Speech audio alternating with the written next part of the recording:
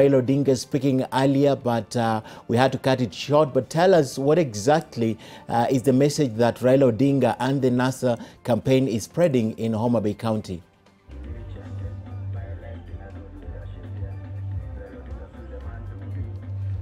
Yes, Ken, where I'm standing, this is Homa Bay County Stadium, and this is where the major rally for the NASA team will be held in a few hours' time. As we speak now, there are two teams traversing the entire Homa Bay County. One team led by NASA presidential candidate Raila Odinga, and another one led by his deputy, that is Kalonzo Musyoka, and Musalia Mudavadi, together with Moses Wetangula.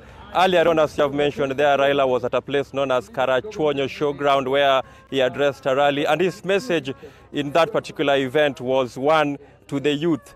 Raila says that he is not satisfied with what Jubilee Party, that is the one that is, led by President Uhuru Kenyatta and William Ruto, has done as far as youth employment is concerned in the country. He is promising that should NASA ascend to power, then they are going to fix the problem of youth unemployment, which he says is key among the top agendas NASA intends to do in case it happens to ascend to power. Another thing Raila spoke about intensively was corruption. He actually gave corrupt officials in the government 22 days, that is, should NASA get into power, that he will deal with them undecisively. He says that he's not satisfied again with what the Jubilee Party has done as far as fighting corruption is concerned.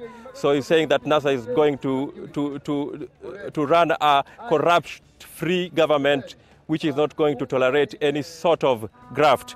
And again, at the same rally, spoke about the motive subject of six-piece voting pattern, which we all know has caused a lot of tension in this region. Here where we are, Homa Bay County, the incumbent, that is Cyprian Awiti, who is the governor, is facing a stiff competition from an independent candidate going by the name Oyugi Magwanga, who is the current member of parliament for Kasipul Kabondo. We know that Oyugi participated in the ODM primaries and lost, but decided to run on an independent ticket, and that has caused a lot of heat here, a lot of opposition coming in from some quarters that are opposed to the idea of voting six-piece. We remember earlier, a few weeks ago, when Raila took his six-piece gospel to Migori, there were some resistance there where supporters of Ochilo Ayako, who is also contesting against the incumbent Okonto Badu, were not happy with the gospel.